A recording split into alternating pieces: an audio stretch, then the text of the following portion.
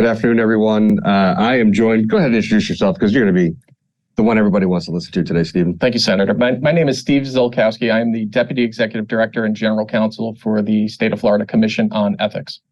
And I'm State Senator Jason Pizzo, and we've received, of course, dozens of phone calls and emails and inquiries and questions about Form 6.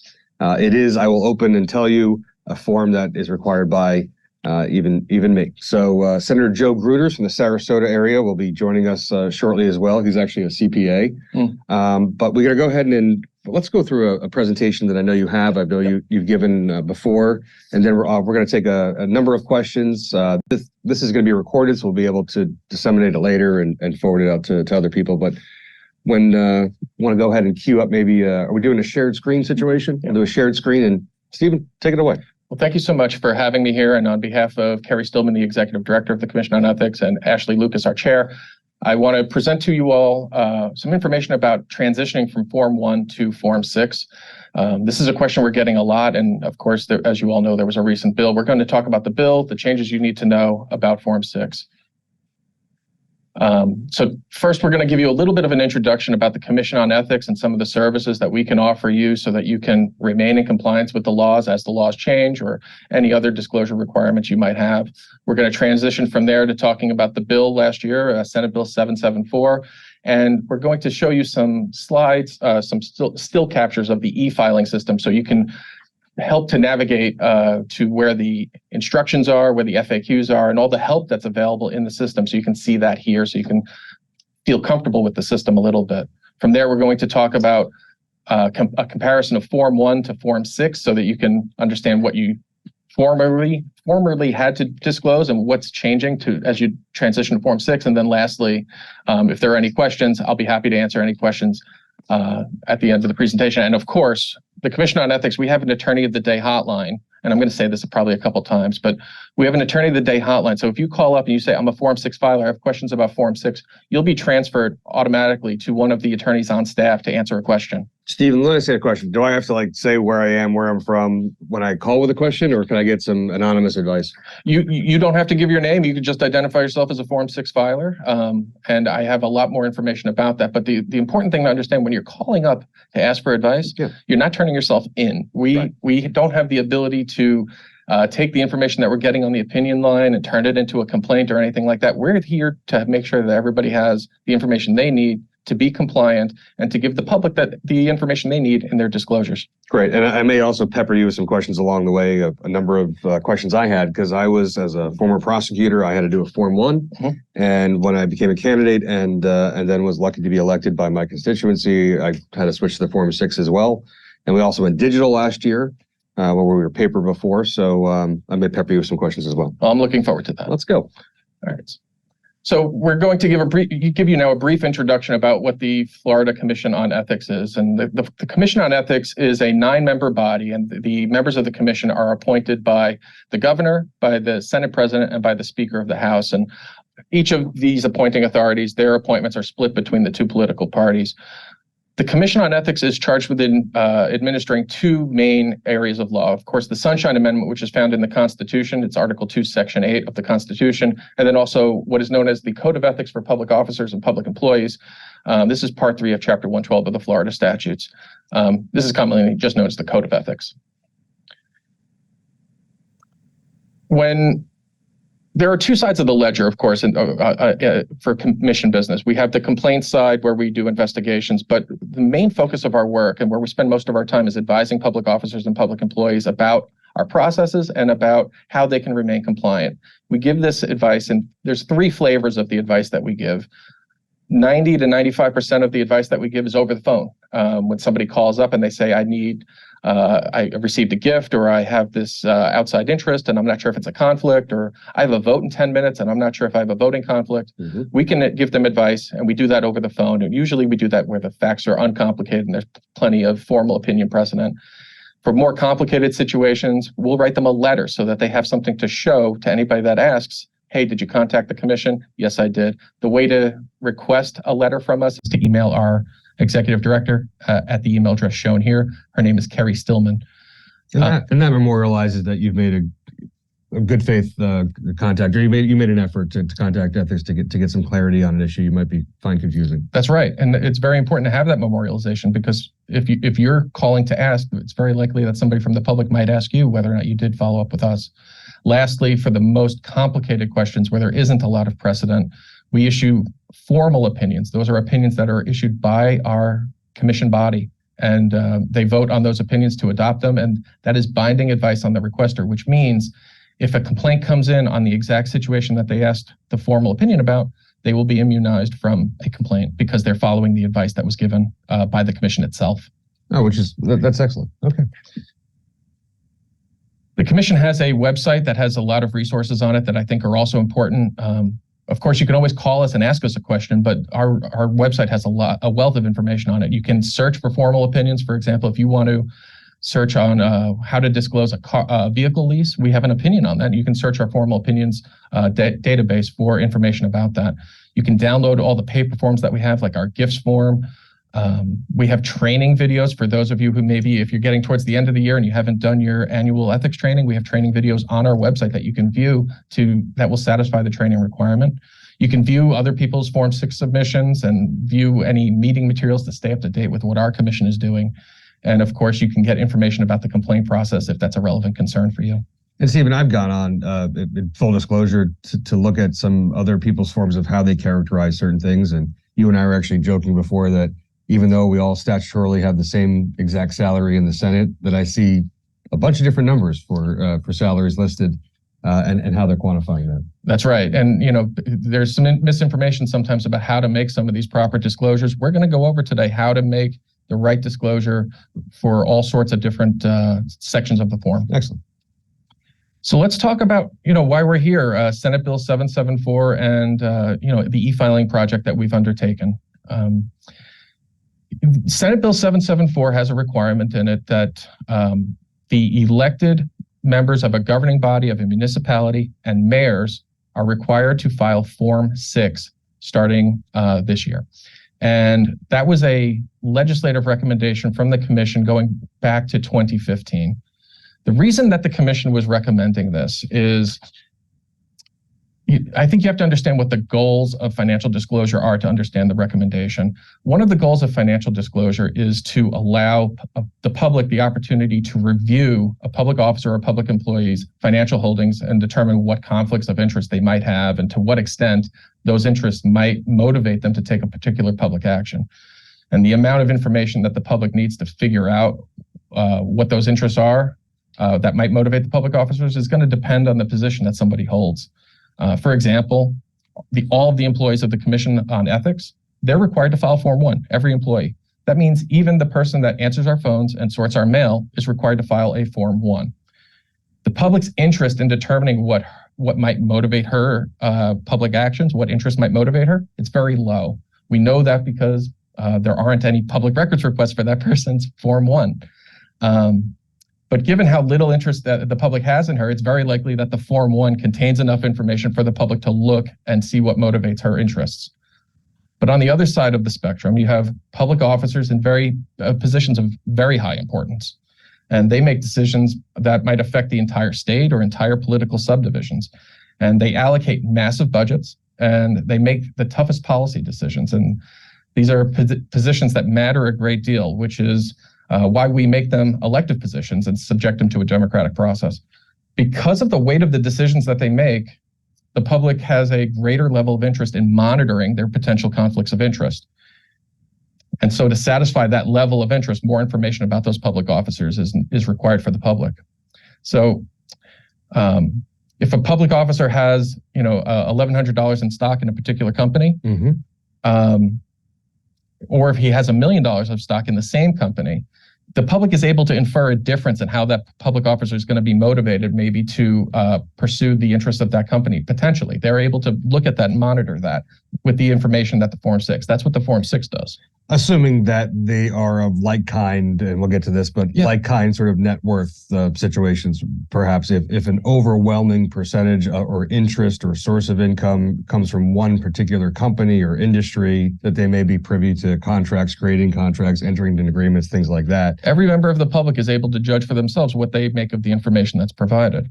But in the case of elected city council members and mayors, the commission recognized that the amount of information conveyed on a Form 6 was incongruent with the level of interest that the public had in scrutinizing their potential conflicts of interest. The sizable interest that the public has in that it's evident from the data in our annual reports. In 2022, the number of complaints that we received against municipal elected officials consisted of 23% of our total complaint load. In 2021, it was 30%, and in 2020, it was 25%. And if you look further back, it's always between a fifth and a third of our total complaint load. Stephen, let me ask you, who's in your universe of purview or authority? You have the Commission on Ethics has purview and control or authority to weigh in, to levy fines and of such and over which entities, right? So we're talking about. So it's not just municipal elected officers, right? It's municipal appointed officers, municipal employees. At the state level, elected, appointed people and employees. For districts, all 1,900 districts, all their employees and their elected and appointed officials. So state, local, districts. What about judges? We don't have any jurisdiction over judicial officers, but judicial employees we do. Okay. The judicial nominate, the JNC, the JNC has the authority over that. Okay. So we have, under our purview, we have every public officer, every public employee except judicial public officers. So there's a lot of people under there, but municipal elected officials make up a third to a fifth of what we're doing on the complaint side of the ledger. There's a big interest in what elected municipal officers are doing, and the Form 1 maybe doesn't rise to the level of conveying enough information to the public. So that's why they recommended Form 6. Do you think a Form 6 might actually lower maybe the percentage of complaints, or do you think it's giving more information, or what's your feeling? Well, I don't know. I can't predict what it'll do on the complaint side, but the public is certainly interested in that information. And so we recognized that if they're interested in that information, the Form 6 certainly conveys it.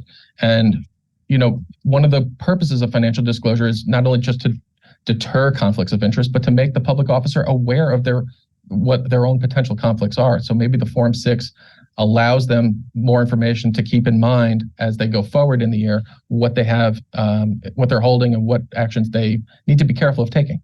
Okay.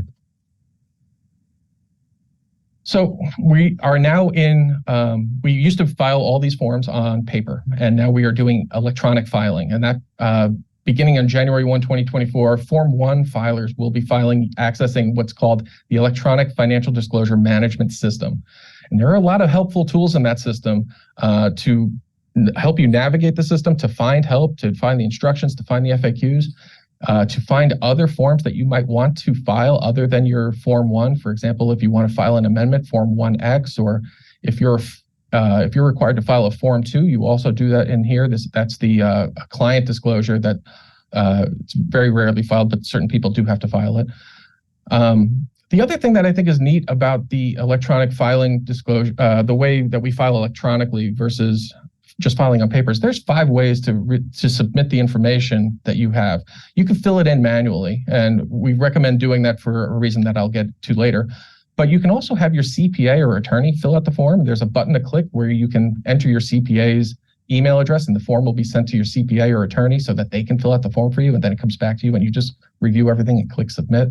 You can do a database upload where you can upload what's called a CSV file. It's a file made in Microsoft Excel where you can upload your spreadsheet of your holdings that way. You can just scan documents that you think are relevant for your financial disclosure and upload them as a PDF into the system. And then there's a button. This is a new feature that we added as a response to feedback that we were getting from the public. There's a button that you can click that will import the data that you manually entered in the previous year. Okay, that's a game changer. I was not excited about going to the digital. I was actually used to the paper.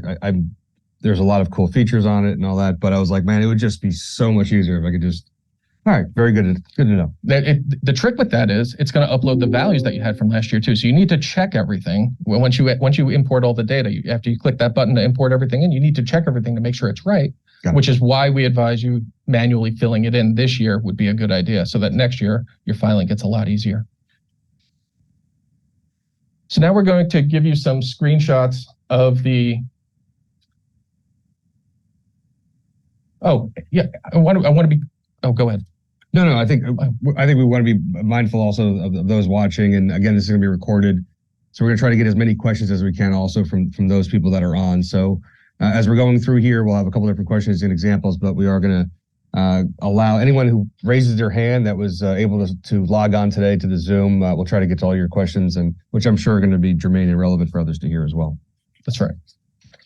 Well, we're now looking at a screen capture of the electronic filing website. So that is, the website for that is disclosure.floridaethics.gov.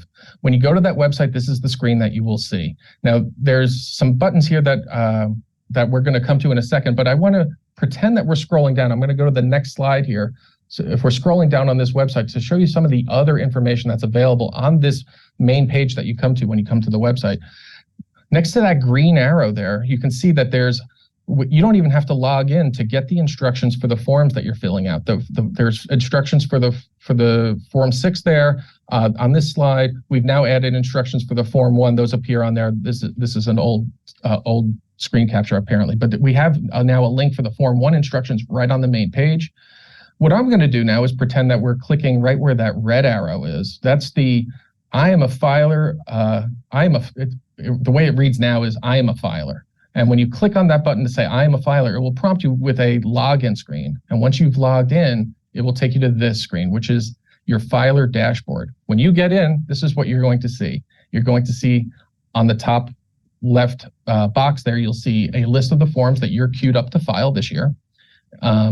Right under each form, there's going to be a link for the instructions for that form, just in case you're at all unsure about what you're supposed to be doing. At the bottom left box, you'll see who your financial disclosure program coordinator is, so that if you have any questions about why you were queued up to even file a particular form or anything about that your local agency, any information your local agency has given us, you can contact your financial disclosure coordinator, and that information is in that box there. The yellow arrow is pointing to some quick links. Information that you might need to get ready to fill out the form. Under the forms and filing section, the other forms that you might need to file are available there. You can also see a link for certain notices that you might need, if anything that was sent to you. But I want to draw your attention to the public records exemption request. If you have a Chapter 119 public records exemption that's available to you, the way to notify us about that, and the statute requires that you notify us in a notarized writing. There's a form that you can send to us and let us know what your exemption is. You can sign it, have that notarized, send that in. And do you guys have your own form? We have a number of former law enforcement officers. I actually have a 119 exemption as a former prosecutor. Yeah. Do I get that form from you guys, or do you know? You don't have to fill out the form because we don't promulgate that by rule. You don't. So there are a lot of ways you can do that, but we recommend that you send the form in because it has all the information squarely there, so you don't miss anything. But and effectively, what it does is on my Form 6, just different than somebody who doesn't have that 119 exemption, is my actual street number, street address is taken out. Not obviously the municipality, but and then the home address is redacted. That's right. That's really all that's left off. Right. And when we are aware that you are, I'm not really hard to find those things. Okay, go ahead. No, but there are people that will look at your form, and if you're a confidential filer, it's important that you let us know so that we can redact that information for you. You'll include that information. We will do that redaction before we upload the form. When you submit it, it goes into a holding tank, and then our staff, we will redact that information and make sure that that's good to go, just as we've been doing in years past. And Stephen, I know you guys have great resource to be able to call in, all that stuff. I do want those that are watching, Senator Joe Gruters is on. We don't want to click off the screen so we don't lose this, but he's going to join us for questions after. You can call our offices. We have to do these ourselves, and we'll do a side-by-side with our constituent officials to be able to walk through. We have 565,000 constituents each, but given the number of cities we have, those officials that have to fill this out, we're more than available to kind of, get them through the walkthrough on the system itself. I'm not giving any legal advice. I'm not giving any tax advice, but we're happy to, on the usability of this, we're happy to help them. Oh, that's wonderful. And again, at the Commission on Ethics, we're open, for questions about Form 6 every day, where, you'll get to speak to an attorney live. You'll be transmitted to an attorney live. There isn't a voice recording or anything like that. So what we're going to do here now, we're in our dashboard again. We're going to pretend that we're clicking where that red arrow is. We're going to click on the Form 6. And so that we can click that link. And when we do that, we're taken into the Form 6 document. So this is a section of the Form 6. Now you can see going across the middle, there's a bar with all the different sections of the form, and the assets section is bolded and underlined. So we're in the assets section right now. But there's a couple things here that I want to show you on this page. First of all, the yellow arrow is pointing to a button where you can send the form to your CPA or attorney. With one click, you can get that sent over to your CPA attorney. They can fill out the form and then send it back to you to review what they did. And then you have to click the submit button when you're done. Steve, let me ask you a question. Obviously, we get these questions about tax forms sometimes at the federal level. Who is ultimately responsible, though, for the information that is presented and submitted on a Form 6? The filer is... Can I blame my accountant? Joe Gruters, CPA, he's on here. Can I blame Joe instead of my information? So that's an interesting question. The filer is ultimately responsible for the information on the form. However, there is a defense in the statute. If you've provided all the information to your CPA or attorney and the CPA or attorney has transposed something or made a mistake on that, you will not be held liable for that. Okay. So that's where the yellow arrow is. Oh, that's where the yellow arrow was pointing. On the left side of the screen, as you're in the form, there's a little red tab for instructions, and when you click on that red tab, it expands out on the left side of the screen, and it gives you the instructions for that particular section so that you can have the instructions side by side with you as you're filling out the form. You know, when this form was on paper, the instructions were tiny little print, and now it's right here, it's on the screen, and it's in bigger print so that you can read everything and you can scroll through. Lastly, and this is important, we get a lot of questions on the ethics hotline about Form 6, and we've taken the most common questions and we've made a frequently asked questions page, and that the link for that is in the top right corner where the red arrow is pointing. We're going to pretend that we're going to click on that now to see what the frequently asked questions page is. You can see that there's a search bar where you can search for a topic. So if you had a question about how to disclose a vehicle lease, for example, you could type in vehicle lease and the question will pop up and the answer will pop up too on how to make that disclosure. This is very helpful. In years past, we didn't have anything like this. We had that very small fine print and you navigated that and sought advice by calling in, but to have this section is really important. And this is something that we're going to be building as we go as we go through. But we have a lot of questions up there now so that people can get the help that they need before they even call in. And we welcome them to call. And for their complicated questions, they absolutely should call. But there's a lot of help right in the system, which is something that we wanted to make clear for people. Especially questions on jointly owned assets between spouses and how you're characterizing certain things. Exactly. There's some very complicated holdings out there, and we get these questions all the time, so we're available to help. What we're now going to do is we're going to talk about the difference between Form 1 and Form 6. A lot of people are they're familiar with Form 1. There is maybe a little bit of anxiety about or nervousness about Form 6. What I want to do today, and what I'm hoping people walk away, is they feel that the Form 6 is demystified, and that some of the things that they've heard about Form 6. They feel a little bit better about knowing that what the actual story is with Form 6, what it is actually requiring. I don't know, we'll get to 100% comfort level, but I can tell you the pastel coloring here for this thing is probably going to help and be a little soothing. It was an intentional choice. Okay. All right, so we're talking about Form 1 and Form 6, generally speaking. The process of filing these things is going to be exactly what you're already familiar with. Form 1 was going to be filed electronically this year, starting this year. Up until this year, it had been paper. Form 6 is also filed electronically. So you're either way, Form 1 or Form 6, you're filing electronically this year. Both forms, they're both due on July 1. There's a grace period up until September 1 where there's no penalty issued for being late with the form. After September 1, of course, there's a $25 a day penalty for being late to a maximum of $1,500. That's the same for both forms. Form 1 has about 35,000 people across the state that file it. Mm-hmm. Form 6, we have about 2,400 people that file last year. We expect somewhere in a little over 5,000 people filing it after this. So there's a difference in the number of people that file it. But the same help is available for everyone. There's instructions in the system. There's FAQs. There are red links. I forgot to mention this. There are red links throughout the system that highlight vocabulary words where if you just hover over it, it'll expand that out to tell you what an asset is, for example, or what a liability is, or anything like that. So that's super helpful. So as far as the user experience, for those that are like, this is a brand new form, they are substantially the same in what your user experience is going to be, what the conditions of those are, and the parameters around that, and the technology involved. Obviously, we're just going to be getting to the concerns about just more information and more invasive information and transparency on the individual. But as far as Form 1 versus Form 6, no reason or substance to complain about the user experience because they're the same. The user experience is exactly the same, and with both forms, your CPA or attorney can help you with either form. So you're walking in, the experience is the same. You're going to experience some differences, though, of course, in what is being disclosed. So let's talk. We're going to go section by section to discuss exactly that. Let's get into it. So the first section on your Form 6, when you get to your Form 6, it's the net worth section. On Form 1, you didn't have a net worth section. You were maybe responsible for knowing what your net worth was on Form 6 if you were using comparative value thresholds where you had to compare your assets to the value of your net worth. But you didn't have to disclose that number.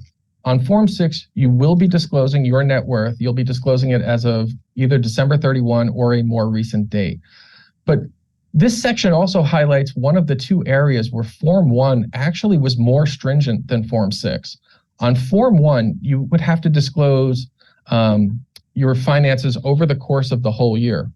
So, for example, if you had an asset that went over $10,000 in July and then dipped back under, you would still have to disclose that because it went over the disclosure threshold at some point during the year. Form 6 is not a long exposure of the whole year. Form 6 is a snapshot of a particular day that you get to choose. So January 1 of last year, I buy a stock and it's worth $100, and I decide to use the December 31st. So I'm using December 31st at the end of last year as my snapshot date, and that stock is tanked from $100 down to $1. Yep. I'm disclosing the $1 value. You wouldn't even have to, you would. I'm disclosing the listing of the security. You're disclosing the value on the day that you picked, for sure. That's absolutely right. So you have, Form 6 is easier in that regard because you're just picking one day and you're looking at your finances on that particular day for your assets, your liabilities, and your net worth. So let's look at what the net worth section looks like. So this is a excerpt from the webpage for the electronic filing system where you're going to be asked to pick a date for your net worth. You can see that there's just one field there where you're going to pick a date. Most people pick December 31st because they get all their year-end information from their brokerage houses and everything else that they can use for that date. Some people pick the date that they're actually filling out the form. It's entirely up to you what date you pick, but it needs to be December 31 or more recent than that.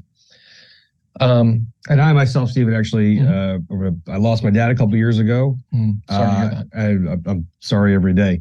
But I was a little more careful and picked a more recent date and current date because he passed in October and we weren't exactly sure and things were changing and fluid and in flux about certain things. So I actually, for the very first time, I think picked a more recent date, if memory serves,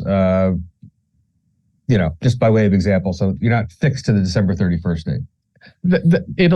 The ability to pick that date makes it more flexible for you to figure out how you're going to make this disclosure accurate. And for some people, it's going to be more accurate if they pick a more recent date. For some people, it's going to be more accurate if they pick December 31.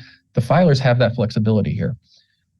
So once they've picked a more accurate, December 31 or a more recent date, once they've picked their date that they're using, the website then asks you for the value of your net worth. And it's just asking if there's a single field here where you'll enter a dollar value for what your net worth is. Now, most people, they look ahead and they see section B, or the second section is assets. They look at the third section, it's liabilities.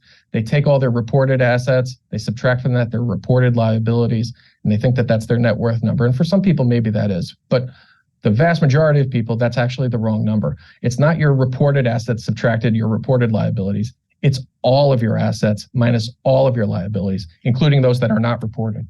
I have to report assets valued at what and over?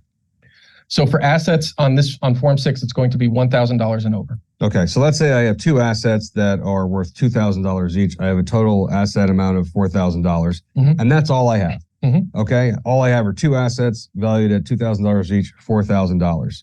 But I owe you $2,000. Right. In that rare case, in a vacuum with nothing more, which doesn't reflect real life, is what you're saying a lot. Right. I'm going to take my assets of $4,000, subtract the $2,000 I owe, and I have $2,000 net worth. Correct. However, I may have $60 owed here, $50 owed there, something worth this and this and this and that, and then.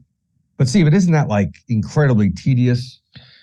Well, there are other things that don't get disclosed that are major things. So, for example, from the liability section, you are not required to disclose any credit card debt or indebtedness on a retail installment account. So those could be big numbers that are not being disclosed. Or, for example, you're not supposed to disclose any contingent liabilities that you might have, or indebtedness on a taxes owed that have not been reduced to a judgment. You don't have to disclose that. And again, those could be big numbers too. So there are things out there that won't get disclosed that could be big due to specifics in the instructions, but you will include your credit card debt and money that you owe that is accepted in the instructions. You're going to include that in your net worth, even if it's not being disclosed in the liability section. So if I owe American Express $3,000, yes, okay, I might not list that as a liability. Right. Let's say I owe him $800. Sure. I owe him $800. That'd be nice. I owe him $800, and I'm not listing that I'm not itemizing that as a liability, but I should use that in the calculation to subtract from my net worth. Correct. Okay. That's right. And so that's what you need to do here on your net worth section. It's only asking you for one number. You're going to subtract all of your assets from all your assets, all of your liabilities, and then you're on to the next section. The next section is a disclosure of assets. That's what Form 6 is asking you for next. Now, Form 1 had an analog to that request. Form 1 had a request for a disclosure of intangible personal property, and then there was a separate section for real property that you have in Florida. Form 6 is asking you for all of your intangible property, all your tangible property, and all of your real property, not just real property in Florida. On Form 1, the disclosure threshold was $10,000. On Form 6, there's really two things that you're doing here. You're going to aggregate all your household goods and personal effects. You're going to disclose a number for that. And then you're going to individually disclose assets over $1,000. On Form 1, all you had to do was you had to describe what the intangible asset was. You had to give, for example, if you had Microsoft stock, you would just say Microsoft stock or stock, and then in Microsoft company. And in Form 6, you're going to give a description of the asset, and then you're also going to provide the value of that asset. So that's new to Form 6. That's not in Form 1. So let's see what that looks like. So when you get to the assets section on the electronic financial disclosure management system, you're going to be prompted for your household goods and personal effects first. Again, this is a single field where you're going to enter a single dollar value. Now, you're going to include in your household goods and personal effects your appliances, your furniture, your gun collection, your coin collection, your jewelry, your art, vehicles for personal use. Those are all the things that you collect over a lifetime that you stuff in your house. Those are going to generally be considered to be household goods and personal effects. The instructions on the form give a list of all the things that are going to be in there. Numismatic items is one of the things in there. I learned recently that that's a coin collection. And so you're going to come up with a value for all those things. Now, most people don't know what their dishwasher is worth. They don't know what their couch is worth. They don't know the exact numbers for these things. The law only requires that you give a good faith estimate for all those things. You're going to aggregate that number and provide a single number for the total value of it. All right, Stephen. So on this, and I've seen some legislators list things differently. Mm-hmm. They've actually listed the cars, individual cars, even the make and model and all that. Sure. But again, you are permitted to take the aggregate value of all of these. You don't have to individually list a wristwatch that you're wearing. No. You certainly don't have to list the guns that you have, or the gold or silver coins that you might have. No. Look, for example, if you have vehicles for personal use, you're going to aggregate those here. But let's say you have a garage full of collectibles that you're holding only for investment purposes. In that case, you would list those because those are no longer vehicles for personal use. Those are being held for an investment purpose. You would itemize those. Okay, understood. Once you've disclosed your household goods and your personal effects, now you're going to be disclosing your itemized assets that are valued at $1,000 or more. Now, I want to highlight here that there's 4 ways to make this disclosure right on this little screenshot here. On the top left corner, you see a button where you could load your prior year data. Now, for next year, after you've already got a Form 6 under your belt, that's going to be the button that most people are clicking to at least preload the stuff that they disclosed last year, and then they can edit and change the values if the values have changed. Under that, at the bottom left corner of that screen, you can see there's a little checkbox where you say, I have additional documents to attach. You can scan and upload PDFs, and the system will prompt you at the end of your filing before you click the submit button to upload those documents that you said you wanted to upload. You can manually enter the assets, and if you run out of line items, there's a green button on the bottom right corner where you can add line items to make sure that you have enough space to enter all the assets that you want to upload.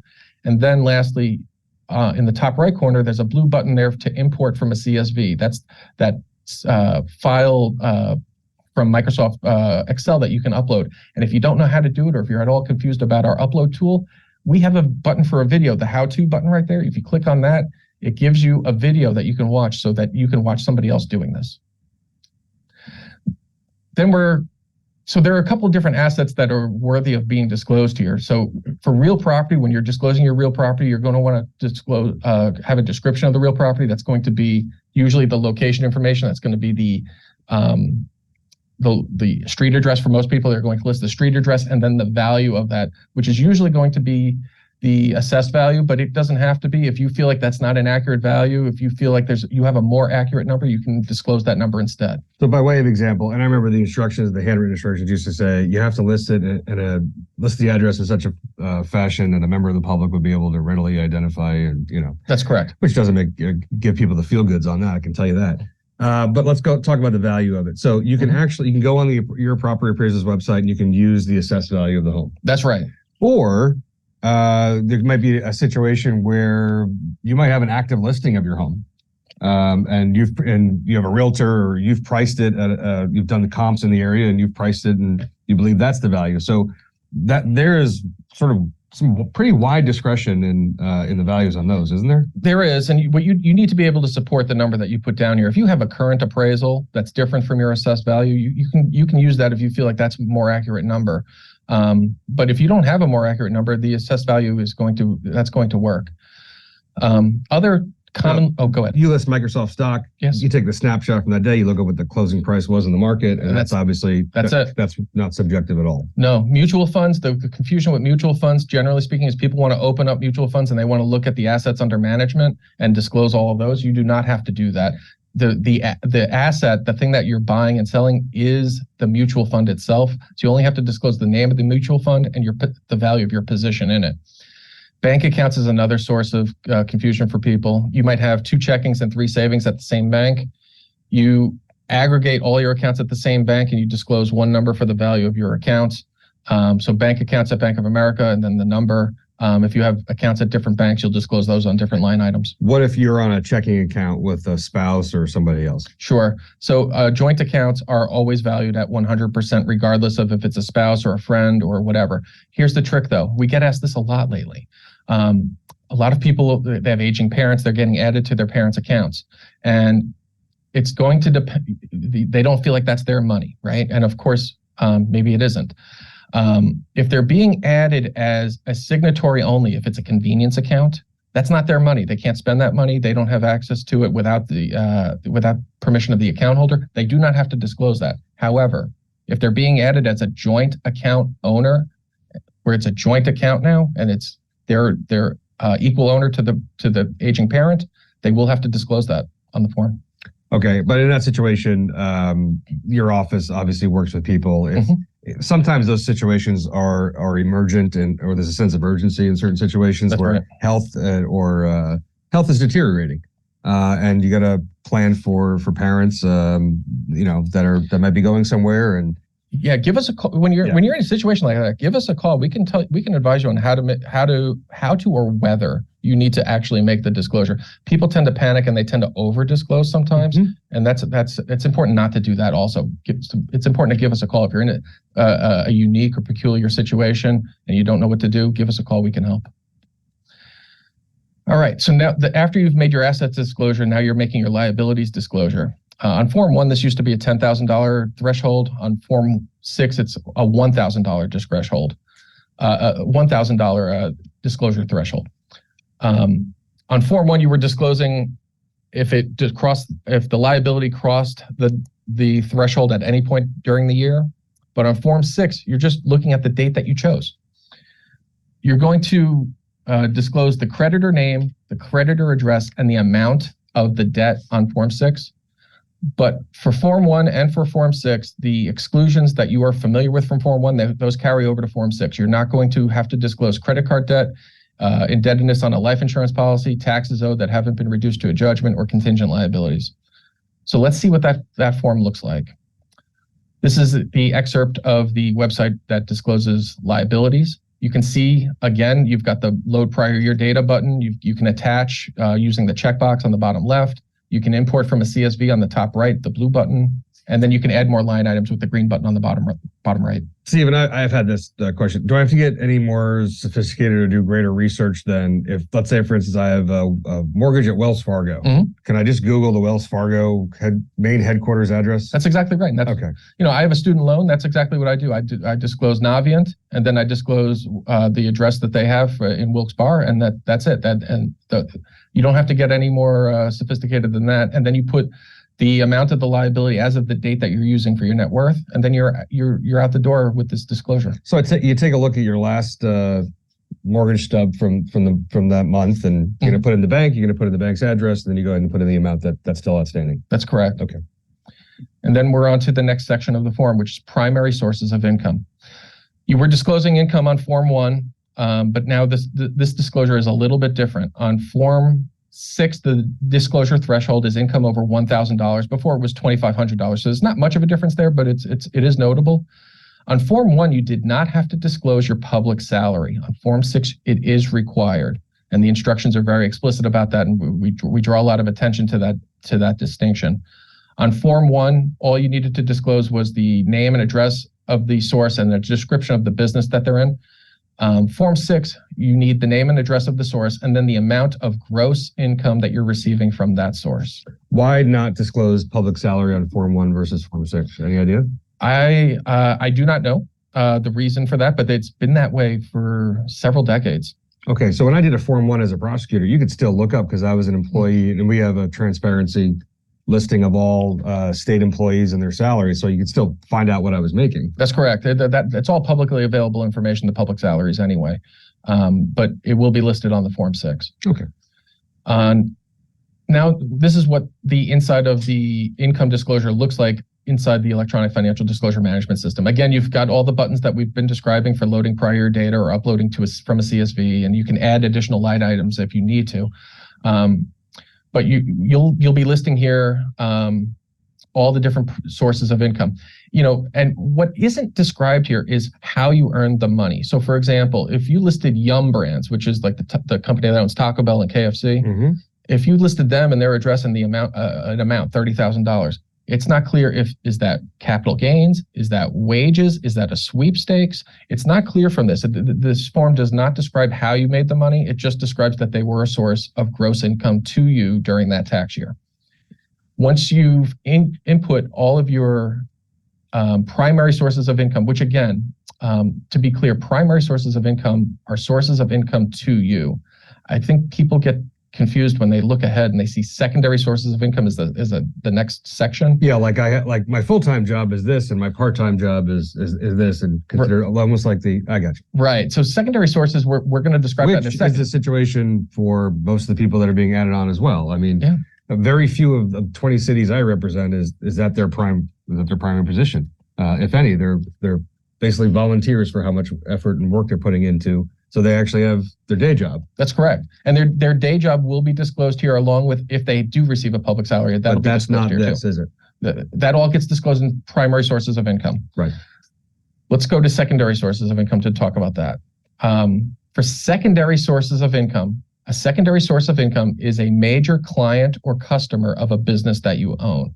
So on a Form 6, you'll need to own more than 5% of a business. And if you received personally from your business more than $1,000, if either you drew more than $1,000 or you received wages from your own business of more than $1,000, and if you have a client or customer that contributed more than 10% of the business's gross income, you will disclose that client or customer. Now, this was a disclosure that already had to be made on Form 1. The numeric differences were whether or not you received $5,000 from your business or $1,000 from your business. But you were already required to list the major clients and customers of businesses that you owned on Form 1. So this is not a new requirement. We've been hearing that a lot lately, that people think it's a new requirement. It was already required on Form 1. So walking through an example, I own a pizzeria. Mm-hmm. I got 25% ownership of a pizzeria. Yep. And my best client, our best customer is a guy who buys a bunch of pizzas every week. Mm-hmm. I have to disclose, because he generated more than $1,000 in income to the pizzeria, I have to disclose him as a secondary source of income? No, that's wrong. So you will not have to disclose him unless he contributed more than 10% of the business's gross income. So your business as a pizzeria, you're servicing hundreds of people a day, tens of thousands of people a year. No one of them, let's say you have a major corporate client, right? You have a major corporate client that orders pizzas every year, and maybe they gave you more than 10%. You might have to disclose them. But generally speaking, in a pizzeria, a great customer over that long period of time is not going to represent more than 10%. 10% of your business is a big chunk. What we're looking for here is where you have a special interest or a conflict with dealing with one particular vendor, one particular contract client or customer that's driving that income. That's correct. And I've got a great example at the end of this. Although I might represent here, Stephen, more than 10% of Isabella's Pizza's business in Tallahassee during session, as evidenced from the belly by the end of the session that I have here and how good the pizza is. So let's take a look at what this section of the form looks like in the website. So when you log into the website, you will see a chart here with four sections of it. You're going to disclose the business entity, which is the name of the business you own. The major sources of business income is going to be the name of your client or customer that gave more than 10% of the business's gross income, their address, and then their principal business activity. If you don't have a major client or customer of your business, you just put NA in these fields, and then you can move on to the next section. If you don't own a business, this section is not for you. You don't have anything to disclose at that point. Again, the trick here is remembering this is not where your outside employment goes. This is only for clients and customers of businesses that you own. Once you're done with that section, we're almost done. We're into the disclosure of interests in specified businesses. What's a specified business? It's a business of an industry type specified in the instructions of the Form 6. You had to make this disclosure in Form 1. It's identical to Form 6. There is no difference in what you are already disclosing. Specified businesses include things like state and federal chartered banks, pawn shops, alcohol beverage licensees, cemetery companies, insurance companies. If you have one of those, you might need to make this disclosure. Most people are going to put NA here, not applicable, and then they're going to move on. So these are, why does they line up? These are the same. These are exactly the same from Form 1 to Form 6, no difference. This is what that section of the form is going to look like when you do log into it, and it's going to have all the fields that you are familiar with if you were already filling this out on Form 1, where you're going to name the business that you own and what type of business it's in, and then whether or not you own more than 5% of it, and then you're moving on to the next section of the form. And these specified businesses are, give me an example of the situation. So for example, if you own a cemetery company, or if you own a alcohol beverage licensee, like in the pizzeria example, then you're going to disclose that business here. But if you don't own that, let's say you own a laundromat. Steve, I'm getting hungry. I know. Okay, go ahead. If you own a laundromat, you're not going to disclose that here because that's not one of the specified business types. Or a law firm, for example, is not one of the specified business types. The last section of the Form 6, just like the Form 1, you're required to disclose whether or not you receive 4 hours of ethics and public records training. There's a requirement in the law that the elected municipal public officers and the mayors, that they receive 4 hours of training that includes ethics, public records, and open meetings. And So a question I have for you is, this is actually a box that was of some contention. And if you look at the listings, even for the Florida Senate, some people checked off the box that they did, and some people checked off the box they didn't. Some make the argument that we're not actually, the senators, subject to that specific training requirement because we have a separate one in the Senate. And then others check the box as if they had taken that. So this is a particular interest. So if anyone has calls or questions on this, this is definitely something they should explore. That's exactly right. If you're not sure if the requirement pertains to you, and there are rules about who is and isn't required to do it, always give us a call. Don't be putting something on this form if you don't know if you're required to do it. I will add, there is, if you've taken office or if you were in office during the first quarter of the year, you're required to get this training. Right. But if you take office in the second quarter or later in the year, you are not required to get the training for that particular year. You'll need to get it next year. The other thing about training that's really important to know is a lot of people, they get to where they're filling out the form for last year and they look and they say, oh, I didn't get the training. I'm going to go do it right now. So for example, we're in 2024, we're about to disclose 2023. Right. If you didn't get the training in 2023 and you get it right now, that's 2024 training. You're not supposed to put that on your 2023 form. So the thing that you need to do, you need to put a tickler on your calendar. If you get to December and you haven't gotten the training, you need to get it in December. So if somebody or earlier did not do the training in 23, they're realizing right now by doing this form that they needed the training. Aren't they sort of admitting that guilt that they didn't do it? That's what the disclosure is to let the public know whether or not they did or didn't get the training. Okay. So they're not supposed to check that off if they didn't get the training in that year. What's the penalty for not getting the training? So if somebody files a complaint, then they would be subject to any of the ethics violations, which include a civil penalty potentially, or usually it's going to be a civil penalty, and it would very likely be small. Okay. I've got some examples here on some things that we get commonly asked on how to make certain disclosures, and there's a little quiz at the bottom of this particular slide here. But let's say we've got this IRA, and Fidelity holds this IRA, and let's say the total value of our IRA is $155,900, and there's 4 things in this IRA. There's a mutual fund, Fidelity 500 Index Fund. There's some stock from Microsoft. There's Home Depot stock, only $900 there. And then we've got an exchange traded fund. And we have the values up and down here. People tend to get confused about how to disclose this. The rule for making this disclosure, and we'll go to the next slide. The rule for making this disclosure is that you are never going to disclose an IRA or a 401k or a brokerage account, because that's not an asset. It's not a thing you can buy or sell. You can't sell your account. You can't sell your IRA. What you're selling or buying are the things inside of it. So if the positions that you have inside your IRA, your 401k, or your brokerage account exceed $1,000, then you will disclose them as assets individually. Here, the Microsoft stock exceeds it, the index fund exceeds it, the ETF exceeds it, but the Home Depot stock does not exceed $1,000, so you wouldn't disclose that. You would disclose the other 3 things. Lastly, we get to ask this question a lot about rental properties. People own rental properties. They either own them personally, sometimes they own them through an LLC. In this example here, if let's say you own 100% of an LLC and the LLC owns 2 rental properties, and the 2 rental properties are rented by 2 tenants, A and B, and they're paying you a rent. Okay.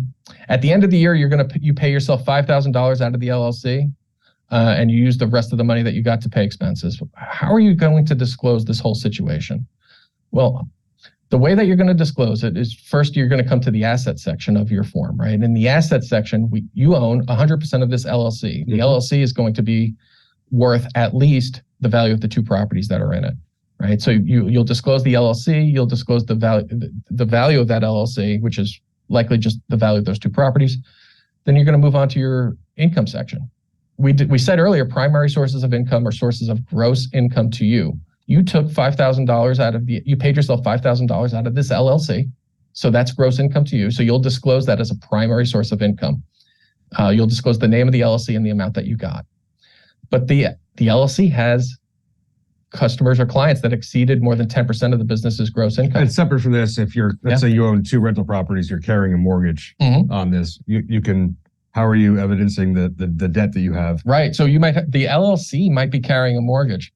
And if you're not principally liable for that, if you're only the guarantor on that, where it's a contingent liability to you. That Correct. part, that's in one of the exceptions, a contingent liability. So you wouldn't, if the LLC has the mortgage, you won't have to disclose that here, but that will go potentially to the value of the LLC. Correct. So in this example here, where the LLC has two clients or customers, tenant A and tenant B, which are providing more than 10% of the LLC's gross income, you'll disclose the names of tenant A and tenant B in the secondary sources section. To be clear, though, for tenant A, you're not listing $12,000 a year, and for tenant B, you're not listing $12,000 a year of gross rental income. No. Just what you received as income from the LLC. Actually, yeah. So you don't even have to disclose numbers as far as what you received from the tenants and the secondary sources. You're just disclosing their names and addresses. So, question for you on that. If I own, and I actually do in real life, own a number of, let's say, rental units, I got to list their name and their address. Are we putting people that have nothing to do and no nexus whatsoever to transparency and sunshine law? Am I putting my tenants' identities on? If they're a primary source of income, like if you own the properties outright personally, not through an LLC, then the people that are paying you they're paying you gross income, they are sources of income to you because they're paying you directly. If you own the properties through an LLC, they're not primary sources to you. They're secondary sources to you. So if they exceed 10%, that only then do they need to be listed if they're major clients and customers. If you own 50 properties, let's say, or 11 properties, and none of them exceeded more than 10%, then you wouldn't list any of them as a secondary source. And I, in all candor, I do not. I do not, because there's a number of units, and none of them make up more than one particular percentage. Right. And this is also listen. This is a learning session for me as well, because there's some things that we might want to change. I think in the future. Well, there are some things that are changing on this. So, for example, with the secondary sources, our agency just filed a notice of rule development where we're interested in changing how secondary sources are disclosed for attorneys, where attorney-client confidentiality requires that certain names of clients not be disclosed. And so where these attorneys were in a no-win situation potentially, where they might have to be forced by this form to submit a name of a major client or customer, and then the bar rules would say that they're not required to, that they're prohibited from doing that.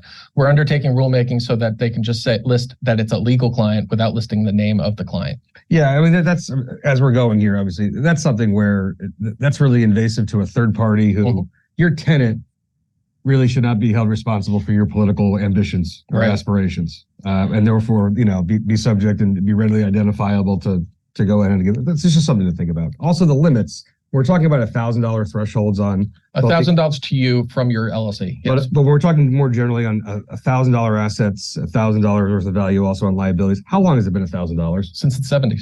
Okay, so maybe that needs to be revisited. That's right. As well. I mean, just past couple of years, we changed the grand theft value in Florida, which was stuck at $300 since a long time ago, and we arrived at a new number, a little more commensurate with recent times. We brought it up to $750. So it's been $1,000 since the 1970s. That number is written into the state constitution. Yeah, and it's been that way since the Sunshine Amendment was adopted.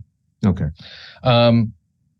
Lastly, I want to point out on here that I did a video. I recorded a video where I'm actually in the system inputting information into the system, so people can actually see me clicking around and adding lines and finding the FAQs and the instructions, and they can watch me in real time filling out a Form 6 so that they can get some comfort and familiarity with it. And so this is the link for that, and it's available on our YouTube page. So if you just search for Florida Commission on Ethics in YouTube, you'll be able to find this, or you could just enter this URL into your browser. Excellent. So that's the presentation here. I know people are going to have lots of questions about Form 6, especially as they're transitioning from Form 1. If you identify yourself as a Form 6 filer when you call the Commission on Ethics, you're going to get transferred to an attorney. But there may be some questions here that maybe we can answer. Excellent. And then before then, can we add Senator Joe Gruters, who's been patiently waiting? Sure. First question is, Mayor Glenn Singer from Golden Beach. Hello, Mayor. That's in my district. Fantastic. The mayor's asking, how do you report your assets if they are in an LLC? If The LLC is the titled owner of a particular asset. That's not your asset. You do not have to disclose that asset. What you will be disclosing is your ownership interest in the LLC. The LLC is going to have a value. The value is going to be at least the total value of the assets that the LLC holds. And so you'll list, 100% interest in Mayor Singer LLC, and then you'll list a value for that. But the individual things that are inside that LLC, they're not your assets. So they're not titled to you, so you don't have to list them on Form 6. On Form 1, you used to have to list real property that you own directly and indirectly through an LLC or through a beneficial interest in a trust. That's actually one of the areas where Form 1 was more stringent. On Form 6, you do not have to list your indirect interest in property. So if the LLC owns the property and you don't own it, you don't have to disclose it, but you will be disclosing your interest in the LLC. All right. Next question. Let's see here. I am an attorney who owns 100% of a firm. I have a client who gives more than 10%. If I disclose, right, this is exactly the situation that we were talking about. The commission is aware of this circumstance. We filed a notice of rule development in the Florida Administrative Register. We're undertaking this rulemaking at our January 26th meeting, where it's an item that's on our agenda to be discussed then. And so, we're looking at making a rule that would allow the lawyers who are filers of Form 6 to disclose only that they have a legal client and not give the name. So they'll still have to make a disclosure. Okay, so let's give some real-time information, because that hearing is going to be when? It's January 26th. Okay, so it's in short order. If you were telling me it was February 26th or March 26th, but for the time being, if anyone has that issue, I'm going to go ahead and say, until that hearing comes up, I would not feel comfortable disclosing who my client is. No. Because I think that could be piercing and really invasive into the client-attorney relationship. And we see that, and the commission sees that and hears that. And we had a great discussion, which, people can watch the recording of our last meeting where they discussed that. And there was some real discomfort on our commission about that circumstance. And so they're sensitive to that. And I expect it to get addressed in this rulemaking process, either one way or the other. Excellent question, though. An excellent example. Yes. All right. Next question is, what if city income is not all the salary that you handle? And you're exactly right. There might be more than one source of income that you are receiving. And so you'll have to hit the additional add lines to add additional lines in the income section so that you can make those disclosures. You can also attach a document if you'd rather do that, but you can just data enter that. You'll add basically everything that's a source of gross income to you for purposes of federal income taxes. That's going to be listed in the primary sources of income. So we have most of my city officials. My aide, Olivia, her mother actually is a commissioner in the city of Hollywood. She's a trauma nurse at Memorial. Mm-hmm. She's going to list that as one source of income. And then whatever her compensation is as a commissioner, she would list that as well. That's correct. But that's still in the primary sources of income column. That's right. And most people are going to have more than one primary source. Think of all the schedules and attachments that you might attach to your to your federal income tax return. And that's the other thing about Form 6 that you wasn't really available on Form 1. When you're filling out the income section, if you don't want to fill that out, there's a button that you can check to upload your federal income tax return with all the schedules and attachments in lieu of filling out the form manually. So you can do that instead if that's easier for you. Another great question that comes up. If you are not on the deed for a property, but your husband is, do you list that real property? That's a great question. We get that question all the time. You are only listing the assets and liabilities that are titled to you. If the property is only titled to your husband and not to you, you will not list it as an asset and you will not include it in your net worth. Now, I have some wonderful constituent officials that are incredibly learned in a number of different fields. What I don't want people to confuse with is, well, if we were to get divorced or there's a dissolution or a breakup, that is completely different. How a court might find a division of marital assets and all of those. But as far as this is as clean and sterile as who it's titled to. That's correct. So we've had people call in and say, I'm on the deed with my spouse, but I'm not on the mortgage. And that's going to make my net worth look like an inflated number that doesn't actually reflect my real life.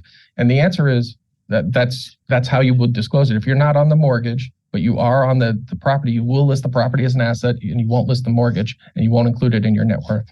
Okay. Another question came in, and as you and I were walking here to sit down, I posed the hypothetical. I get it that you have an elected official who's in office. They have access to be able to vote on things and vendors, perhaps contracts, although they would argue a lot of that's the city manager's role. But then the question sort of becomes, well, what does this have to do with a candidate who's running for office who has to fill out the same form and provide the same form? You and I had a discussion. We came up with examples and scenarios, but the state constitution, when the Sunshine Amendment was adopted into the state constitution in the early 70s, it required that constitutional officers and candidates for those offices are required to file Form 6. Now, we've added people along the way since then, and that's been done by statute, and candidates for those offices have come along. The idea is that the public gets value from having this information as they're reviewing their choices for candidates for office, and that this is relevant information that they need in order to make the choice that they need to make. Okay, and then another question here. Would you please review the credit card disclosure requirements? We don't have to disclose the amount of credit card debt, but we have to disclose the total amount of credit limit. No. So let's back up for a moment about credit card debt. On the liability side, you do not have to disclose any debt that you have associated with a credit card. If credit card debt does not go on the Form 6, it won't go on the Form 1 either. It never did. Your credit limit does not get disclosed here either. Anywhere on the form, your credit limit won't go on there. What we were discussing earlier with the distinction is, although it's not going to be disclosed as a liability, your credit card debt will be counted towards your net worth. It's just excluded from disclosure on the liability side. It doesn't have to be itemized, but it does count towards your net worth in that aggregate number that you provide at the beginning of the form. So just to be clear, you might have, as most people do, you might carry a balance, or you might have a balance on a credit card, depending on when your snapshot is. But while that's not listed as one of the liabilities that you owe, you do use the number and the amount that you owe to deduct when you're doing your net worth calculation. That's 100% correct. Okay. One of the questions that we've just been passed here is, what if you're in an elected position and it's a volunteer position? You're not being paid for this elected position that you're in. We've been getting this question a lot, and I'm sensitive to the issue because a lot of people are, we have a lot of people in public service that are volunteers, and the people's business runs essentially on a lot of people volunteering their time and energy to getting that people's business done. And a lot of people see this as an intrusion on their private life and a chilling effect that it might have on people that are, were maybe tentative and uncertain about dipping into public service, and now to have such transparency when they're like, listen, I'm not getting paid anything. Right. But you and I have both heard it's not the compensation that you're given that anyone can readily identify and find out about. It's the access that you have perhaps to resources to procure contracts or vendors or business relationships or that the public should know about. The purpose of financial disclosure is to not deter conflicts and to allow the public the opportunity to determine what interests might motivate a particular public officer to make a certain decision. So this information is not just relevant for their income issues, but also it's relevant to the public, even if you're an unpaid city council member. If you have a lot of stock in IBM and there's a contract for IBM coming across your desk, the public deserves the right to be able to know about that and inspect it and figure out how they feel about it. And that's what Form 6 allows them to do. I would like to, I'm fine with full transparency. I think it's fine. I think people would be able to justify and reconcile in their heads even more if they thought that some of these had more sort of prompt responses or even teeth on the authority sometimes of the Ethics Commission. Mm-hmm. As if to say, here's all my information, but nobody calls them up and says, hey, be careful. You look like you might be walking into a conflict over here during this legislative session or on these contracts. There's no one there to say that. So this really is like participatory civic engagement where the public becomes the investigator on a lot of these things, because you guys aren't issuing opinions just on what's submitted in my Form 6. We do not audit any form that comes in to determine whether or not the disclosure was made properly or not. We are a staff of 23 to 24 people servicing about 40,000 financial disclosures across the state. We cannot audit the forms, but there's another question here. Yes. Where do you claim life insurance value? So, right. If you have a whole life insurance policy, right? So term life, let's be clear, the two major terms. You have term life, mm-hmm. You're basically paying a fee every year. There is no cash value. There's no surrender value on There's that. no surrender value. So Yes. it's not like, all right, I'll take what's in it. On a whole life policy, you are accruing a value. And you have a surrender value associated And with you're that. like, listen, 13 years in, you decide circumstances have changed. I'd actually like the money that in there that has that what's called a surrender value. However, you can have a $500,000 whole life insurance policy. I want to be clear because it's one of the things that's on there. And you can actually borrow off of that Yes. Whole life policy, right? And you don't have to disclose that which you've borrowed. So It's on your slide. you do not have to disclose indebtedness on a life insurance as policy. a debt that's owed back to that life insurance policy. Correct. Obviously, if you're taking $300,000 cash out of the $500,000 whole life policy, that cash should be somewhere that you are reporting, You will disclose. but not that you owe that money back to the policy. Correct. You will disclose the surrender value as an asset. That will be disclosed on here. And that's on a whole life policy. That's on your statement. Yep. What I'm paying on an annual basis. What happens to the public information if you do not prevail? So 7 people are in a primary or 7 people are in a race. Right. For the same seat, and everybody has to give their Form 6. There's only one winner. The other 6, they're wondering, do you just, is it in the ether and on the World Wide Web forever? Those are public records. They are there's a retention requirement associated with those. So we do retain those public records for a period of time. So those would remain available for the public to access on the financial disclosure website. Cemetery plots considered real estate. As the son of a funeral director, I feel like I should know this. We've never been asked that before, but this is exactly the type of question where I would encourage somebody to call in to ask. My assumption is it's not real estate, but it is an asset because it is something that you've paid for. And I know that people sometimes divest themselves from it and they sell them back. So, and if they're selling it, I got you. So I think like your active. There might be something there. It depends on the circumstances, but those details matter, and that's exactly And what that's why you call the 850 number, right? Yeah, it's 850-488-7864. That's the phone number for the Commission on Ethics, and we have that up on the last slide, which we can put up as when we close out here. If I select December 31st as the date of filing, I'm disclosing the period January 1st to December 31st, 2023. Question? Yes. But if I select a more recent date, example, June 1st, 2024, when then is the beginning time still January 1st? It's for us, it's from reporting requirement to reporting requirement. Yeah, I think that question actually reflects a Form 1 mindset about the process. So for Form 1, you were looking at a year-long period of time, right? But for Form 6, you're disclosing your assets, net worth, and liabilities as of that particular date only. Your income information is going to be across the tax year, but those are different sections of the form. For the first 3 sections, net worth, assets, liabilities, you're just using the date that you've selected. Senator Gruters, you're on with us here. What are most of the questions you get, or what are you hearing a lot from your constituent local officials? Well, first off, I just want to say, Stephen and the Florida Commission on Ethics, great job of putting this automated system together. I think the fact that you can import it from year to year, that's going to save everybody a lot of time. And it's but I thought the overall presentation, Senator Pizzo, you put this whole thing together, and for we're getting calls and complaints nonstop from our local electeds. This is exactly what they needed. I think all the questions and answers that are available online will be very helpful to them. But I think this presentation, I didn't know some of this information myself. I didn't either, Joe. I didn't either. I didn't know about the prior year. I think that's awesome, and some of the other functions and buttons. And so, but overall, I think it's I think the questions that have been asked today through some of the Q&As by the elected officials online are basically the same questions I'm hearing more and more. But the big question is why do we have to file this?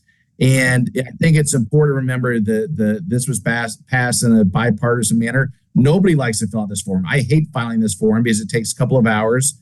It's intrusive. But at the end of the day, it's about accountability, and it's about the public's right to know everything that's going on financially in your life. And so at the end of the day, I think once people get into the groove and they start doing it year in year, as intrusive and as much of a pain that it is, I think everybody will win as a result. And so I would say just be patient with it and continue on. And again, I just want to say, Stephen and Senator Pizzo, a great job on putting this together, and I really appreciate you sharing all this information. I asked the CPA responsibility question before, Stephen, because I've texted and called Joe Gruters a few times about certain things on these forums over the years, and he is a CPA, and Right. And I think also watching what you're required and what you're not required. Let's throw Senator Gruters on mute for a second. I'm getting some feedback about what is and what is not required. I'm finding that most of my colleagues over-report. Mm-hmm. I mean, really, really over-report on a lot of these things. So again, I'm going to extend the invitation, especially selfishly to my 20 constituent cities. We can walk through examples, real life things that we have to, present here, because I think I've been sort of, and I know a number of my colleagues who have been over-reporting on a number of these things that we're not required to. Senator Gruters brings up a good point here. There's a lot of information that might be new to people here, and they might be looking back at some of their past filings and thinking, oh, maybe I made a mistake somewhere. There's a way to amend prior year forms, and to amend Form 1, you'll file a Form 1X. That'll be a paper 1X. It's available on our website. And for, going forward, as you're filing Form 6, Form 6X is the form that you would need to amend those forms. So if you've learned something here and you look back and you think, oh, there's something I need to change here, there is a form for that. And we can help you fill that out and make sure that you're on the right track. If I go ahead and file a Form 6 to amend, are you pulling the original Form 6 offline for the public not to see anymore? No, we are appending it too, because the only thing that you're doing is you're really amplifying the mistake that we made. It has that effect potentially, but what you only have to do on the 6X is only what you're changing. Yeah. So you don't have to recopy all of the old information. And Stephen, not that anyone has larceny in their heart or walking into this not in good faith and just want questions answered, but let's talk about the teeth. Yes. On this stuff. If I'm not compliant and I'm not prompt and punctual with my filing deadline, what am I looking at? Okay, so there's 3 different things that people need to think about. First and foremost, remember, the form is due on July 1 of every year once you're filing annually, and then there's a grace period until September 1. After September 1, there's an automatic fine by statute of $25 per day for 60 days to a maximum of $1,500. So that's the first set of teeth penalties that are associated with this. If somebody accrues the $1,500 fine, then they are subject to an automatic investigation that my office by statute has to initiate to determine whether or not the failure to file was willful. There's one penalty available by the statute. If the failure to file is determined to be willful, the commission must, without any discretion, recommend that the officer be removed from office. Okay. Lastly, and that's if they willfully fail to file. When's the last time that happened? Many years ago, from somebody who failed to file multiple years across time, and not that we're encouraging. No, but what was happening there is you basically have people looking at $1,500 and they see it as the cost of doing business to not file, and this is. Was it? A lot of people used to have campaign accounts, so they didn't have to report on that stuff. Not good, and not the people that we want in office. But I'm sorry. You actually do need a Form 6 to be considered qualified, though, right? For some of these offices. That's correct. You Form 1 or Form 6, depending upon what position people are running for, those are part of their qualifying papers that get submitted to the qualifying officer. The last type of penalty, of course, is if a member of the public files a complaint with our office that something was filed incorrectly, or that they left off an asset or liability or something along those lines. We get those complaints. Sometimes the people have heard about that. The penalties associated with that, with any ethics violation, is a penalty, a maximum penalty of up to $20,000 civil penalty. Usually the penalties are much lower than that for a simple mistake. And then there are other penalties that could be associated with, but usually it's a civil penalty, and public censure and reprimand are the most commonly issued penalties for that. One question that streamed across. Yes, this includes assets out of the state of Florida as well. It's not just within the 4 corners of Florida. If you own property in New York or California or Texas or those businesses there, you have to report those as well. Senator Gruters, have you heard from candidates for positions as well, or just existing office holders? I mean, you can make, I think he's muted. No, we'll never mute him. I'm back, and the only people that I've heard from is my local elected officials. I've heard from some community members that have heard from local officials. We've had a couple resign locally in our area just because they don't want to deal with the disclosure requirement. I think it's unfortunate, but I think it goes back to accountability. It's a bipartisan effort. I think at the end of the day, people will get more comfortable with it as time goes on. Okay. And then that's really the principal concern for those that are in office. It may have some effects. It is yet another demonstration of, the transparency that you should have added to this sacrifice sometimes that comes along with office. I mean, and that's a reality, but it stings. It stings the first time that you do it. When this became a requirement in the 70s, it was a requirement for the state legislature, and they filed suit. And there's case law that the federal court said that, and I think they lost. Yeah, they lost. Okay. The federal court said that there was an interest in the public having this information, and that it was an important state interest that it be conveyed to the people. And then I was also talking with the bill sponsor, Senator Gruters, the other day on the floor, and that was sort of forming some of the impetus to have this. And I said to Senator Gruters, I said, is it sources of income that we're looking to see where people may have, undue influence or interest, whatever, special interests or conflicts? Or is it like a net worth thing, which sometimes could be used for sort of, clickbait on certain things? And he really said it's both. And sometimes it's somebody who even has close to or below a negative net worth that the public may perceive as being motivated or incentivized to engage in so any manner of things. But I almost feel like I want to apologize, I think, to some of my city officials. The overwhelming majority of my city officials are not doing this for a paycheck, are not doing this to get kickbacks or bribery or any of that stuff. And they're in it and their heart's in the right place. And to hit them with this, I think at a time when none of these consider them part-time jobs, are always available, and to come to us and go, what? I mean, what more do you want from me? Take my blood. Right. I know it's never a comfortable or good moment to slide this in. Public service is calling. We understand that. There's a lot of interest to be balanced. There's the interest of the public officers and their interest in privacy, and then there's the interest of the public in being able to get a little bit more information so that they can monitor what's going on with the public officers. There's competing interests here, and it's a very difficult situation. Okay. How about we'll take a couple more questions? Yes. And then, of course, I think everyone knows that we're available. This is being recorded. I think we'll get it posted, like you said, on your website, and we'll distribute this. Senator Gruters and I will to all of our cities. So the session is available later on. That was one question out of Florida property. And then how about, is there any, scroll up? Yeah. Is there any concern on individual and family safety after this information is made public? That came in as an anonymous question. And Steve and I, best way to answer it is, I had people follow me home as a prosecutor. I had someone pay to have me killed a couple of years ago. I am incredibly sensitive to this and to the information. It wasn't based on this, but it was based on my position. I would add to that. If you have a Chapter 119 public records exemption, as we mentioned earlier on, that you can fill out that form and submit that to our office so that we're aware that you have a public records exemption, so we can redact your form. That's thing number one. But thing number two, and we've been hearing a lot about concerns like identity theft or things like that. This form has been a form that's being filled out in this state for more than 4 decades.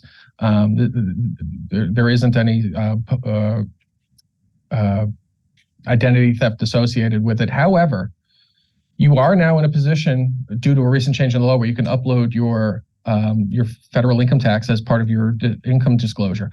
You need to redact your federal income tax disclosure so that you don't have your PIN number on there, your social security number. Numbers, yeah. You are in the best control to you're in the best position to control what type of information is being given. Like you talked about over disclosures earlier. Nowhere on this form is it asking for your social security number or bank account numbers or account numbers for your Merrill Lynch account or your Fidelity account. You do not need to upload that information. But I tell you, people sometimes do it. We sometimes catch that as we're doing other redactions, and we will black that out. But you do not need to put that information in. We ask you and beg you not to do that. How about listing membership fees, church dues, ongoing, your gym membership, ongoing? Yeah, none of that is going to, your country club membership dues, or those are not going to be, if that's a liability, if you owe past due, if you have a liability or a debt that is owed affirmatively, but if you have like a monthly thing that you're doing, that's not going to be disclosed. So let's give a perfect example. And then I want to go to, I see we have Vice Mayor Starkey on here from my district. Question for you. Mhm. Let's say I rent an apartment. Yes. The rent is $1,000 a month. Am I listing that as a debt? So this is an interesting question. We don't have an opinion on apartment rentals. Our commission hasn't issued that, but What? right. But we did issue an opinion on indebtedness on car leases. Car leases, yeah. So on the way to So there's a residual value, and then there's actually the obligation and all that stuff. so it's your past. Steve, I think we got to clear some stuff up in the future here. I think we got to work on this. Well, I think people need to ask our commission, and unfortunately, and we can't force them to ask for a formal opinion request. But on this issue, for the car leases, it would be the past due amount owed on the lease, and then future payments. We think the same should apply to apartment leases. So it would be the same. Question coming in: receiving retirement from FRS, Florida Retirement System. It's a 1099-R. Yes. And how do you report that? You report that as income? Yes. So if that's going to be considered gross income to you on your federal income taxes, everything that's considered gross income to you for purposes of federal income taxes will become a primary source of income here. However, if you have a FRS pension, if you're in the FRS pension plan, you do not have to disclose that as an asset. We have a formal opinion on that does not need to be disclosed as an asset because you're not in control of how that's invested, and it's very difficult to actually get an account value because that's not something that gets cashed out. And I'm going to ask Senator Gruters this question. Senator Gruters, do you think someone has to list alimony as income? Did I stump him? Well, the alimony law has changed. Right. You changed have it. to record. I would follow your tax return. So but I would punt it to Stephen, but I would follow your tax return. I kind of wanted to ask him because he's the one that actually did that bill. If you report it as income, then I would say yes. If you don't, maybe not. But Stephen, you may have a better answer. Yeah. Senator, you're 100% right. You're 100% right on that. The alimony law did change, and if you're out, you need to consult your alimony order. If your alimony order was before the date that it changed, and again, I don't remember what that was. It was 2018-ish, I think. But if your alimony order is before that date where the alimony changed, then it is federal. It is gross income. But since then, it's not. So you need to consult your alimony order. But the senator's right. Which? Look at. Well, both really. No, come on. Consult your federal income tax return. Whatever is gross income to you on your federal income tax return, that's going to get disclosed on this form as a primary source of income. But if we have a settlement agreement, it's actually a division of assets. So that's not actually income because they were actually entitled to those assets sometimes. So I am many things, but you're not a family law attorney. But I'm not a family law attorney. Elected official who's going to be termed out in November of 2024 willfully does not file. The maximum penalty they could be fined would be $1,500. This is coming in the form of a question and removed from office, which may not occur until they're termed out, but they have to file it. There are plenty of folks who on the way out ignore the rules, unfortunately, and they would be subject to also an ethics complaint from the public where the maximum fine, again, is up to $20,000. But no seat to remove them from. And there's no seat to remove them from. There comes with a public censure and reprimand, and it's a stain on the reputation of any public officer to have some sort of ethics exposure like that. So we'll just say boo when they come back for the reunion. That's right. And then as a real estate agent, can the same rule regarding not disclosing the name of an attorney's identity for more than 10% of their income, a property sells in the millions and commission income is more than 10%. So on some of the high-end real estate that's in my district with these beautiful, gorgeous high-rises and homes that we have along the coast, a lot of my professional realtors would be happy closing one or two of those a year. So obviously it's overwhelming. Do they have to disclose who their buyer was? They will have to disclose it if that is a source of income directly to them. If it's going through the brokerage and then the commission is distributed, then no. Right, because if it depends who their source of income is. So they're getting a commission check from the brokerage they're working for, presumably. Right, and then they don't own usually they don't own the brokerage because if they're a real estate agent, then they may not own the brokerage. Right, they might be the broker. They might be the broker, in which case that's a different set. But it's an entity, and they're paying themselves out of that entity, perhaps. Right. So they're not getting a commission. They're not getting a personal check from the actual high-profile buyer of that unit. It's going to the brokerage and very often distributed, through the closing. So for the primary source of income, you're going to look at who you got that money from, gross income to you. If you own a business and the business was paid more than 10% from a particular source, and one of them is one of those clients as described here, the law does require that be disclosed. There isn't an exception to that. There isn't even an exception in the law right now for the attorneys. That's something that we're doing by rulemaking. But if I sold Taylor Swift a condo, I'd probably want to brag about it. I think you should. Okay. All right. So we're going to come into a conclusion here. Senator Gruters, I kind of volunteered us to be available for those that watch this, our constituents and others, to walk through the user experience and answer questions. But again, Stephen's going to give this 850 number. 850-488-7864. 7864. And you basically call, when are you guys open? We open 8 a.m. to 5 p.m. Monday through Friday. And every day that the legislature is open, we're open too. That's actually a larger window than some other state agencies, even during states of emergency. Okay, 8 a.m. to 5 p.m., 850-488-7864. And they can call anonymously, ask questions, and get a walkthrough. That's right. If you identify yourself as a Form 6 filer, you'll be transferred to one of our legal staff, and we'll be able to help you. Awesome. All right, it's not as scary as everybody thinks, and you can be fully transparent and compliant. And what we really wanted, and I know Senator Gruters said this when he agreed to join, was the takeaway message. Senator Gruters, as you said to me yesterday, we don't want to displace and discourage people from public service because we need these excellent and good people to represent us. Correct? He's like, no, I'm not doing my Form 6 anymore. I'm out of here. Go ahead. No, that's exactly right, Senator Pizzo. Don't be scared. It's a lot of this stuff is the same as the Form 1. It's going to take some time to get used to it, but at the end of the day, Stephen said, if you give it to your CPA and they screw up, they're on the hook. So I would encourage you to use your professionals if you have really complicated stuff. But other than that, I just want to again say thank you to Stephen and the Commission on Ethics for doing everything that you're doing to make it as easy as possible. And Senator Pizzo, I think this was a great idea, and I appreciate you including me on this presentation. Lucky to have you. Yeah. Senator Pizzo, we can't thank you enough.